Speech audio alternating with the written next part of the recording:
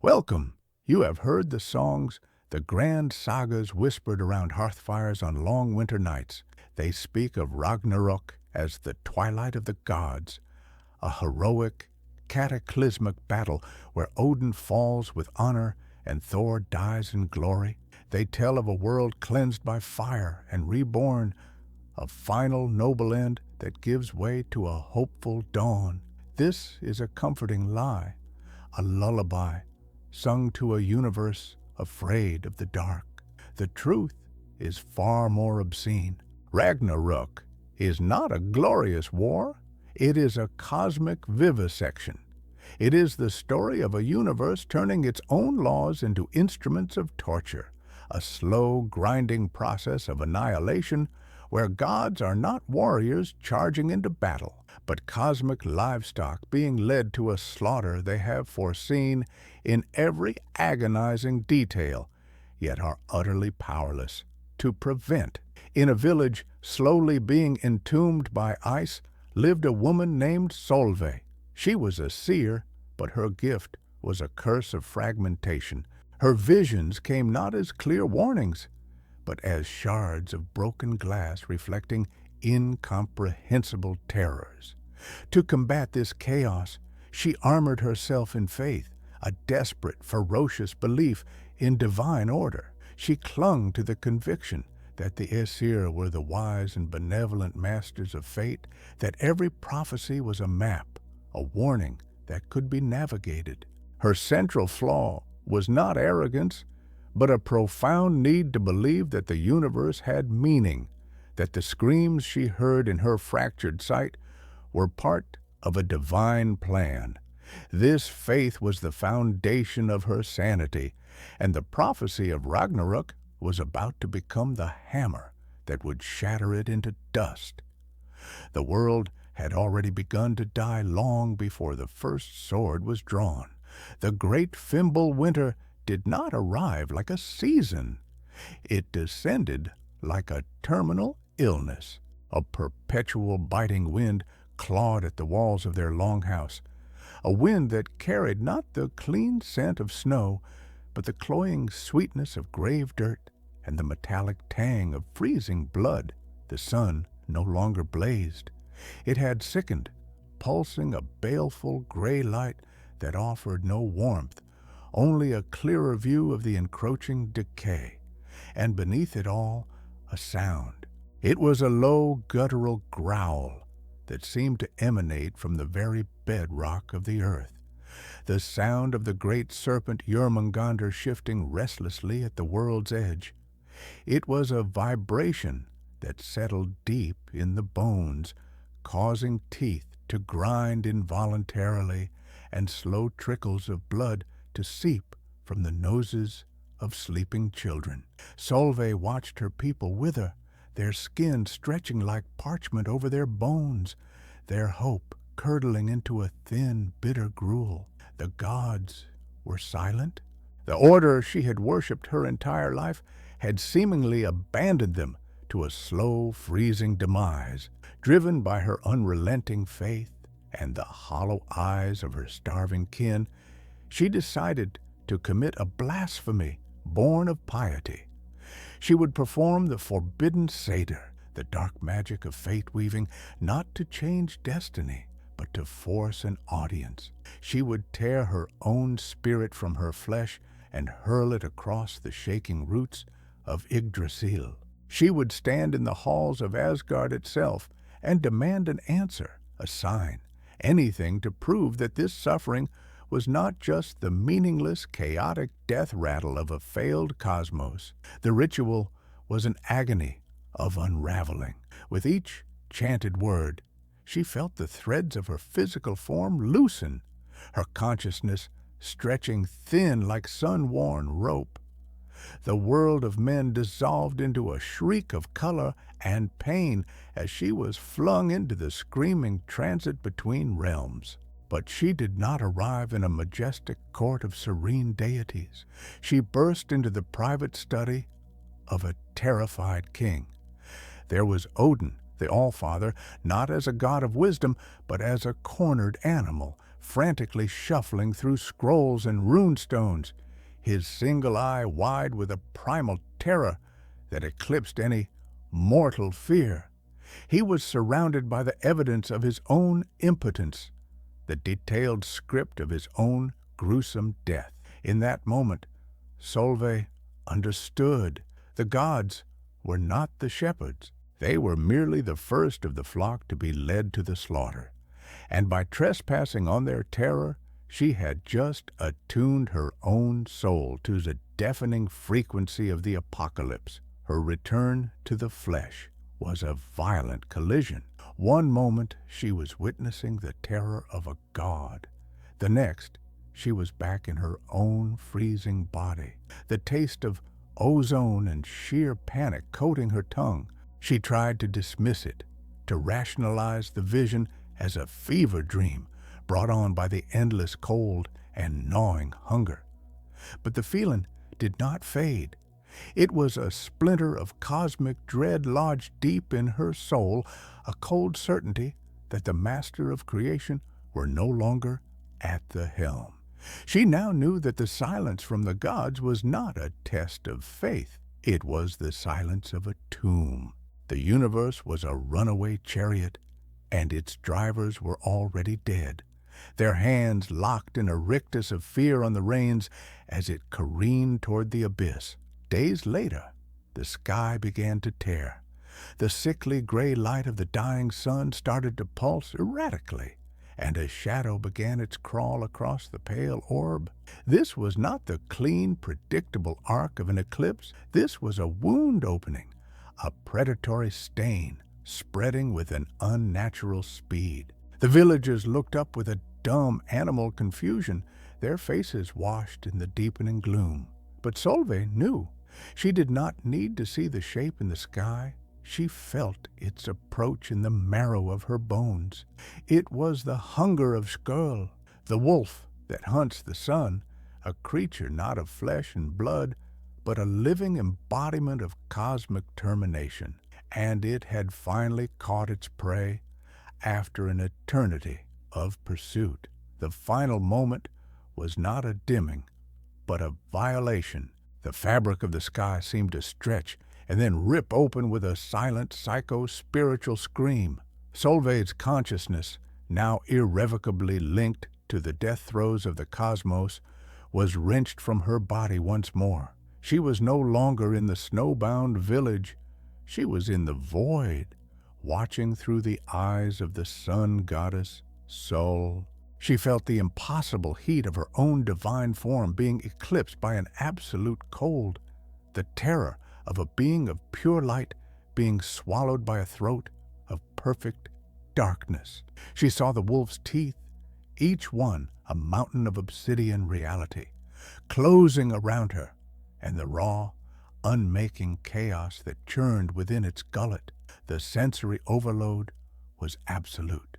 Solveig did not just see the sun die, she experienced its death in every fiber of her being. She felt the star's celestial flesh being ripped and shredded, its core of nuclear fire bleeding out into the void in agonizing torrents. The sound was the worst part. Sol's final despairing shriek was not auditory but psychic, a wave of pure divine agony that slammed into Solveig's mind, shattering her perception of time, space, and self. It was the sound of a fundamental law of reality being murdered, and the echo of that sound would reverberate through the ruins of her sanity for whatever remained of her life.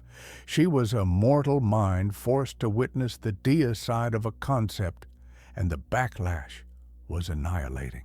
She collapsed into the snow, a thin animal wail escaping her lips as her spirit slammed back into its mortal prison. The world was now plunged into a perpetual chilling twilight, lit only by the cold, indifferent stars and the faint aurora that danced like funeral shrouds in the upper atmosphere. The villagers rushed to her side but recoiled in horror. She clawed at her face, screaming that the light was gone, that the fire was out. When they finally pulled her hands away, she opened her eyes. They were no longer the clear gray of a winter sky. They were twin orbs of milky, scarred white, seared blind by the sight of a dying god. She was no longer looking at them. She was forever staring into the cosmic wound that now bled darkness across the world. In the ensuing panic, as the absolute cold began its final invasion, a memory surfaced in Solveig's shattered mind.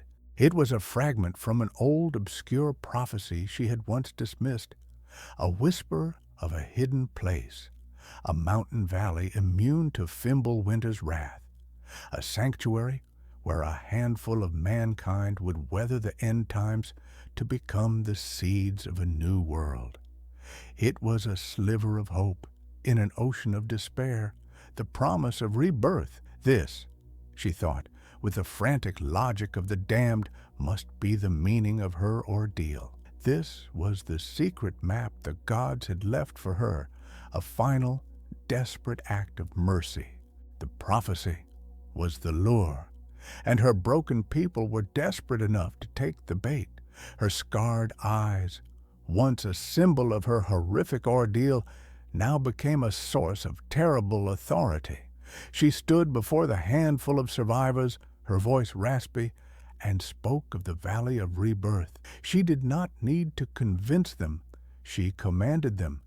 They were a flock without a shepherd, and she, with her dead eyes that seemed to see beyond the veil of their grim reality, was the only guide they had left. The great exodus began, a pathetic, freezing procession of men, women, and children turning their backs on their ancestral homes and marching toward a whisper of salvation in the heart of the mountains, following a blind woman who was being led by the echoes of a dead god's scream.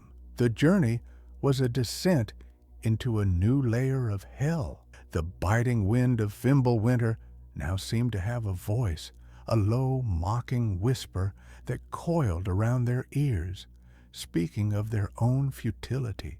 The growl of Jormungandr was now punctuated by sharper sounds that traveled for miles in the frozen air. The howling of wolves, whose size defied nature, and the deep, grinding crunch of ice and stone under the tread of colossal feet. The world was no longer passively dying. It felt actively, malevolently hostile, as if every gust of wind and every shadow was an agent of the encroaching doom, toying with them before the final slaughter. Solveig felt it most keenly, a constant pressing awareness that they were being watched by hungry, ancient eyes. Her accursed vision, now untethered from the light of the sun, began to bleed through more frequently. The apocalypse was no longer a future event. It was a continuous, rolling wave of divine death, and she was its unwilling chronicler. The first full vision struck her as they crossed a frozen river. She suddenly felt the cold brass of a horn against her own lips, the world-shaking sound of the Gjallarhorn tearing from her lungs without her consent. She was Heimdallr at the Bifrost, and she saw the smiling, treacherous face of Loki approaching. She felt the cold shock of his blade, the gurgling intake of her final breath, and the sight of Asgard burning as her divine life faded into nothingness. She collapsed, gasping, leaving her followers to stare at their prophetess, who was now weeping for a dead god. These episodes became more frequent, more violent. She would fall to her knees, screaming the names of gods her people had only ever heard in stories, reliving their final brutal moments. Her sanity, already fractured, was being systematically dismantled, ground into dust by the sheer weight of divine agony she was forced to endure. The villagers watched her with a mixture of awe and growing terror. Was she truly guiding them to safety, blessed with a terrible foresight? Or was she simply a lunatic? A broken vessel possessed by the spirits of the end times, leading them deeper into the wilderness to die? Their faith in her began to curdle into suspicion, their hope into a gnawing fear that their prophetess was just as lost as they were. The most visceral vision took her as they huddled for warmth in an ice cave. The ground beneath her began to tremble, not from any earthly tremor, but from the footfalls of a god. Suddenly, she was no longer Solveig, a frail woman wrapped in furs. She was Thor, the god of thunder, her hands gripping the haft of Mjolnir, her heart pounding with a mixture of divine fury and primal dread. Before her, the world serpent uncoiled, its scales the size of shields, its eyes burning with ancient venom. The air crackled with lightning and poison. She was standing at the precipice of the final battle, a participant in the mythological violence that was supposed to be a grand spectacle, but was in truth a dirty, desperate, and horrifying struggle for survival.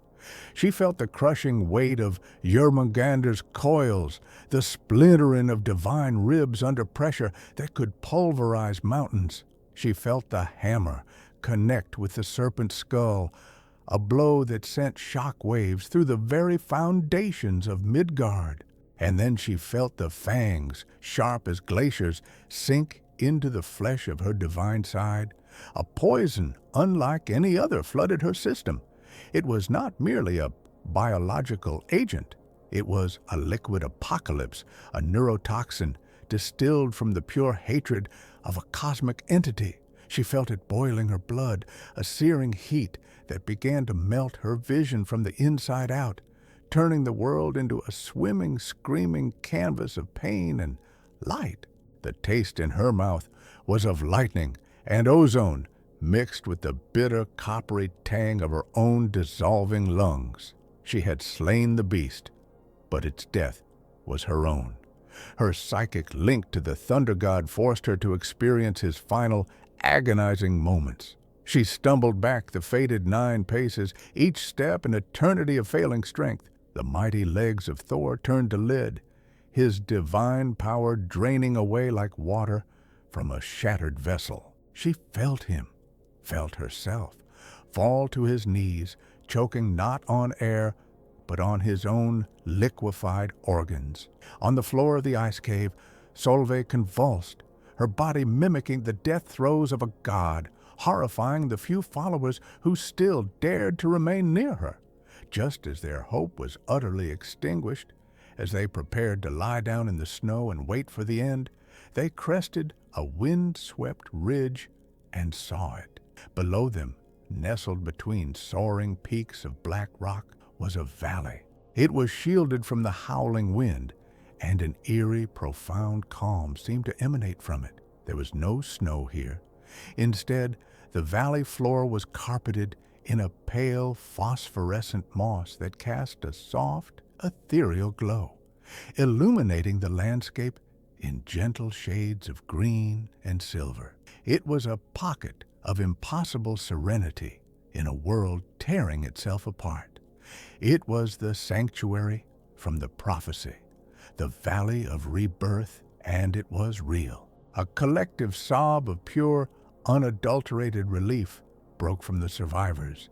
They fell to their knees, weeping with a joy so intense it was painful. All the death, the suffering, the relentless horror of their journey, it had led them here. It had meaning. Solveig, too, felt a sensation she had thought long dead, a flicker of her old stubborn faith. Perhaps she had been wrong about the gods' terror. Perhaps their deaths were a sacrifice, and her torment was a penance, the price to be paid for guiding the last of humanity to this cradle of a new world. For one brief, beautiful moment, she allowed herself to believe that the prophecy of rebirth was not a lie. They descended into the valley with the reverence of pilgrims entering a holy site. The air grew still and heavy, the silence broken only by the crunch of their own footsteps on the glowing moss. The quiet here was different from the silence of the frozen wastes. It was not empty. It was watchful, expectant. As they moved deeper, they saw that the valley was dotted with ancient monolithic stones, their surfaces covered in complex, spiraling carvings that seemed to squirm and writhe at the edge of their vision. The air did not smell of life or earth, but of cold, damp stone and the faint metallic scent of very old blood. The serenity began to feel predatory. The trap was sprung when the last of them reached the circle of stones at the valley's center. A low hum vibrated up from the ground, and the carvings on the monoliths began to glow with a hungry, malevolent blue light, a shimmering barrier of absolute cold. A wall of frozen air erupted at the valley's entrance, sealing them inside. A terrible understanding dawned on Solveig's face, illuminated by the sickly blue glow. The silence was not of peace, but of anticipation. They were not pilgrims in a sanctuary. They were sacrifices on an altar, and the priests were about to arrive. This place was not meant to save them from Ragnarök. It was simply another one of its many slaughterhouses. They did not march from the mountains. They rose from the earth itself. The frost giants, the Jötnar, emerged from the snowdrifts and the rock faces, their forms immense and gnarled like ancient frozen trees. Their skin was the color of deep glacial ice, mottled with patches of gray, like the flesh of corpses left too long in the winter. Their faces were not masks of rage or martial fury. They were utterly blank, devoid of any emotion save for a cold, methodical, and ancient hunger. They were not warriors arriving for a battle. They were butchers arriving to work, their great, stone-like hands flexing in anticipation. The prophecy was real, but they had misunderstood their part in it. The screaming was brief. It was not a battle. It was a harvest, brutal and efficient. The giants moved with a terrifying, deliberate grace, their massive limbs scything through the pathetic cluster of humans. The sounds of snapping bones and tearing flesh were obscenely loud in the otherwise silent valley. Solveig did not run. She stood frozen, a statue of despair amidst the carnage, her blind eyes reflecting the hungry blue light of the monolith. She was forced to listen to the last wet gasps of her people, understanding with perfect soul-crushing clarity that she had led every single person she cared about to their brutal, meaningless end. Their hope for rebirth had been the bait. Their blood was the price. As the last villager's scream was cut short, leaving only the sound of heavy, wet chewing to fill the valley, Solveig's mind was mercifully pulled away. The physical horror before her, as absolute as it was suddenly dwarfed by a far greater and more intimate summons. Her consciousness, already a raw and open wound, was being forcibly dragged toward the final cataclysmic event of the age. Her paralyzed body remained standing amongst the dismembered corpses of her followers, a lone, still figure on a field of slaughter. But her soul, her essence, was being drawn into the gullet of the greatest monster of all, to bear witness to the ultimate degradation, the death of the All-Father himself. There was no journey. It was an instantaneous, violent abduction of the soul. One moment, she was a statue in a valley of the dead. The next, her consciousness was stretched taut across the war-torn plains of Vigrida. The scale of the battle was incomprehensible, a maelstrom of dying gods and crumbling realities. But her vision was cruelly focused on a single, inevitable tragedy. There stood Odin, his spear Gungnir held ready, facing the final abyss, and the abyss stared back. Before him was the wolf Fenrir, a creature whose physical form was a mere suggestion of its true nature. It was a living gate to oblivion, a rip in the fabric of existence, its lower jaw scraping the tormented earth while its upper jaw tore at the falling stars. The wolf's howl was not a sound, but a wave of pure entropy, a force that unmade the light and air around it. Its saliva was not biological, but metaphysical, an acidic drool that sizzled reality wherever it landed.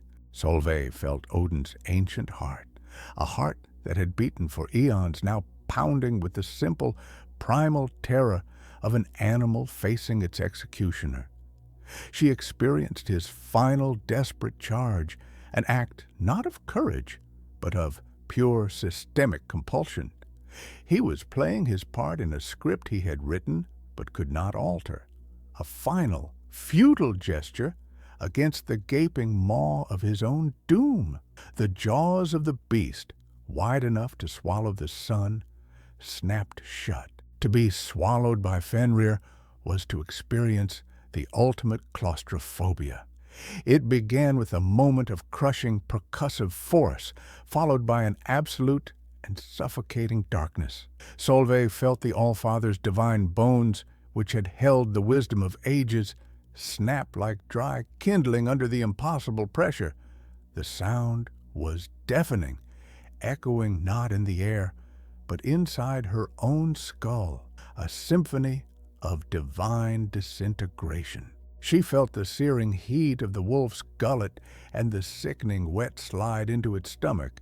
It was the terror of being buried alive, amplified to a cosmic scale, a conscious mind being sealed within a tomb of living, ravenous chaos. The universe was inverted, and she was trapped in its stomach. But this was no biological organ. It was a crucible of unmaking.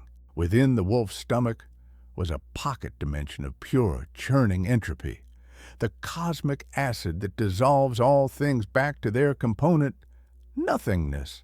Solveig felt, with agonizing slowness, the essence of the Allfather being stripped away. His memories, vast as galaxies, were boiled off into screaming vapor. His divine power, which had woven the threads of fate, was unraveled. His very consciousness, the great I Am of the Norse pantheon, was dissolved into a primordial, meaningless slurry. It was not just death. It was a complete and total existential erasure, a process of being meticulously and consciously uncreated. This final, intimate violation was the blow that pulverized the last remnants of her identity. The vessel of Solveig, which had been cracked by the sun's death and fractured by Thor's agony, was now utterly shattered. There was no longer a seer, no longer a woman from a forgotten village. The person she had been was gone, a ghost exorcised by a god's final moments. What remained was a hollowed-out shell of flesh and bone, a human-shaped container now filled to the brim with the overflowing agony of Odin's dissolution. Her mind was no longer her own. It was a psychic tomb, echoing with the last silent scream of a dead god as his universe collapsed in on him. Awareness returned not as a gentle dawn, but as the slow rebooting of a broken machine. She lay among the frozen, dismembered bodies of her kin, her blind eyes staring up at a sky in its final throes. The stars, untethered from their celestial paths, were falling like hot ash, streaking the perpetual twilight with lines of fire. The ground beneath her trembled with the death spasms of Midgard, the very continents groaning as they prepared to sink beneath the boiling seas. The world was ending, not with a heroic clash, but with the whimpering, convulsive shudders of a dying beast. And she, a hollowed thing, was merely a spectator to the grand impersonal demolition. On the horizon, a new light dawned, a terrible dawn of fire. It was Surtr, the giant from Muspelheim, his body a walking inferno, his great flaming sword held aloft. It shone with a light more brilliant and more terrifying than 1,000 suns, a light that promised not enlightenment, but absolute purification through annihilation. He moved with the slow, inexorable pace of a natural disaster, a final, cleansing flame sent to cauterize the world's wounds by burning the world itself to sterile cinder. There was no malice in his approach, no glory. It was simply the last stage of the cosmic process, the burning of the corpse to prevent the spread of disease. As the wall of all-consuming fire rolled toward the valley, Solveig felt nothing. Not fear, not despair, not even resignation. These were emotions that belonged to the woman who had died in Fenrir's gullet. There was nothing left in her to be afraid of losing. She had witnessed the futility of faith, the terror of gods, and the murder of hope. The universe had revealed its true face to her, a meaningless grinding machine of decay. Her final confrontation was not with the fire giant, but with this truth. Her last act of will was not to fight or to flee, but to simply let go, to stop resisting the inevitable, to accept the profound and absolute nihilism of it all. In that moment of total surrender, a strange and terrible peace settled over her. She accepted that there was no divine plan, no test of faith, no hidden meaning in the suffering. It was all just a chaotic, indifferent unraveling. Her life, her people's lives, the lives of the gods themselves, they were all just insignificant sparks extinguished by a mindless cosmic storm. And as she embraced this void, this perfect emptiness, she became one with it. The approaching flames were no longer a threat. How can you burn something that is already ash? How can you kill something that is already a hollow echo of a ghost? The wave of cleansing fire washed over the valley. It vaporized the monoliths, turned the frozen corpses to steam, and scoured the very bedrock clean. But it passed through Solveig around her, leaving her untouched. It was as if she were no longer part of the physical world it was meant to destroy. Her humanity, her soul, her identity, all the fuel that a fire could consume, had already been burned away by the visions she had endured. She was a 0 point, a vacuum in reality. And so, through the ultimate act of self-negation, she survived the end of all things. Her cursed victory was not in fighting the apocalypse, but in becoming as empty as its purpose. She awoke to silence, a silence so deep and profound it was a physical presence. She opened her milky, unseeing eyes to a world washed clean, lying on a damp, black shore under a gray and empty sky. The air was cool and carried the scent of wet earth and new life, a world scrubbed clean of all its old history and all its old pain. The great fires had been quenched by the sea, and from the waves a new land had risen, green and pristine and utterly, terribly quiet. The cacophony of Ragnarök was over. The universe's screaming had finally stopped, leaving behind an unnerving and absolute peace. She was not alone. A short distance away, a handful of others were stirring, men and women who had by some cosmic accident or cruel design also survived the conflagration. They were strangers, their faces blank with the shock of existence, their eyes holding the same hollowed-out look as her own. She felt no kinship with them, no sense of relief or community. They were not her people. They were simply debris, like her, washed up on the shore of a new, silent world. Their shared survival was not a bond. It was a shared sentence to live in the graveyard of all they had ever known. This was the promised rebirth, the new beginning from the forgotten prophecies, a world made pure again, a second chance for creation. but it was a victory rendered meaningless by the price that had been paid. The new world was not a cradle of hope. It was a tombstone for the old one, a silent green monument to an eternity of pointless suffering and death. There was no joy in this rebirth, only the profound and unending ache of absence. The world had not been saved, it had merely been emptied, and they were its first ghosts, fated to haunt the shores of their own salvation. And now her curse became clear. Her survival was not a gift, but the final, most exquisite form of torture. She was the library of a dead cosmos, a living archive of every moment of its brutal vivisection. Her mind was a haunted house, where the agonized screams of dying gods would echo for eternity. She was the memory of a universe that had died screaming, and this knowledge was her prison. To be the sole historian of an apocalypse is not to be a survivor. It is to be a permanent, living monument to the horror, forced to relive it with every breath drawn in the silent, empty world that followed. Now you know. The truth is not in the heroic sagas, but in the silence that follows them. And somewhere, walking the shores of a new and empty world, is a blind woman who can no longer remember her own name. She does not speak to the other survivors, for she has no connection to the living. Instead, she whispers to the wind and the waves, her voice a dry rustle of leaves.